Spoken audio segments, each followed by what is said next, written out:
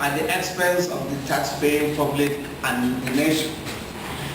These mind-boggling disclosures were made in the face of BPE's salacious presentation that of the 122 public assets privatized or concessioned in the last 12 years, 66% were performing creditably well and 34% were performing below expectation due to a number of reasons. These, according to the organization, include infrastructural deficit, unfavorable policies, lingering legal issues in the privatized enterprises, and political pressure from the powers that be. The assertion by BPE that most privatized companies are doing fine and the reasons adduced to the failure of a few should be taken with a pinch of salt. Some of these enterprises have either not started work or the ones touted as doing well are operating at an average of 20% capacity. This is true of the automobile industry as well as others which have over the years systematically engaged in the unwholesome activity of stripping the assets of these enterprises. This had been made possible because the BPE had failed woefully in properly investigating strategic investors before transfer of such enterprises and had treated with levity its positive post-privatization function of thoroughly monitoring and evaluating the activities of sole government enterprises to ascertain if they are delivering on set goals. For example, have privatized public enterprises done better in terms of private provision of more wealth in the nation's economy? Have they created more empowerment than hitherto was the case in pre-privatization era?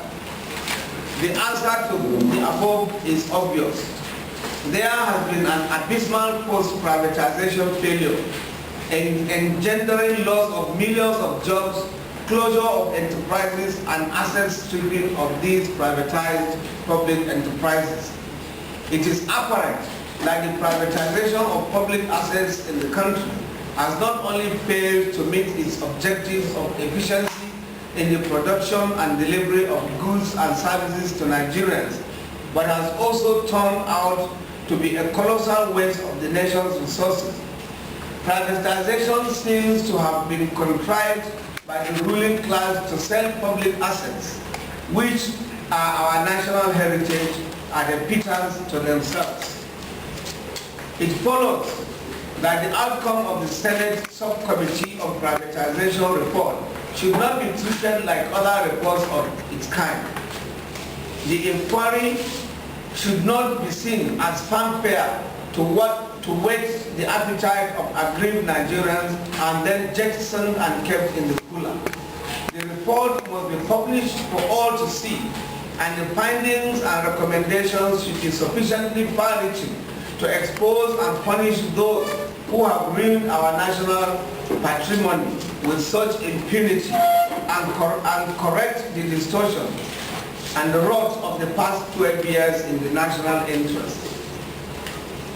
Gentlemen of the press, to ensure this, that Nigerians become sensitized and mobilized to defend their national assets against future threats through privatization and guarantee the release of the Prague report, the Nigerian Labour Congress, in collaboration with the Trade Union Congress and our civil society allies, will embark on a one-day mass protest rally in Abuja on Thursday, September 22nd, 2011. We therefore call on every well-meaning Nigerian to come out en masse in order to demonstrate to the powers that be that enough is enough in trying to strip Nigeria and Nigerians of their legitimate assets. We are also opposed to any restructuring of public parastatals and MGS that will lead to additional job losses and mass unemployment. We therefore demand that the Presidential Committee, headed by Mr. Orosani, be cautious not to recommend on critical rationalization of public agencies that could lead to job losses. Gentlemen of the press, this press conference will not be complete if we do not bring to the attention of the public our utmost disappointment at the progress on implementation of the national minimum wage by some state governments. While a number of state governments have reached agreements, in some extent even payments effected, like the case of Nasarawa State that has just been reported, and Gombe State. Governments have reached agreements and some are still holding discussions. A few have outrightly decided not to implement the minimum wage. A case in point is the government of Enugu State, which has imposed its own form of minimum wage on workers in the state.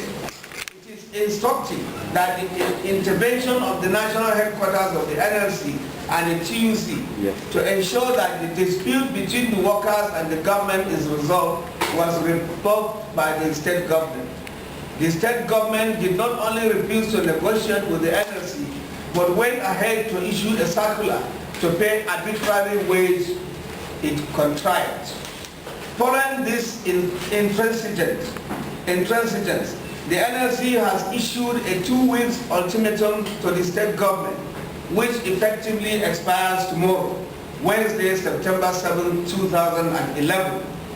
Non-compliance by this date will compel the leadership of the Nigeria Labour Congress to call a protest in Enugu State. The rally to set the stage for this action will be led by the president of the NLC and also supported by the president of the TUC on Thursday, 8th of this month. Again, the NLC wishes to commiserate with the United Nations and humanity in general over the callous bombing of the UN House in Abuja. Indeed, this is one heinous crime that must not be allowed to go undetected and unpunished. Finally, we condemn strongly the abysmal treatment meted out to people of African descent, particularly Nigerians and other black people in Libya. The incident of incessant harassment and murder in cold blood of Africans in the hands of the rebel-led NTC in Libya are atrocious and tantamount to genocide. We call on the federal government to call the NTC to order and immediately carry out an extensive evacuation of Nigeria from that war-torn nation. Thank you very much.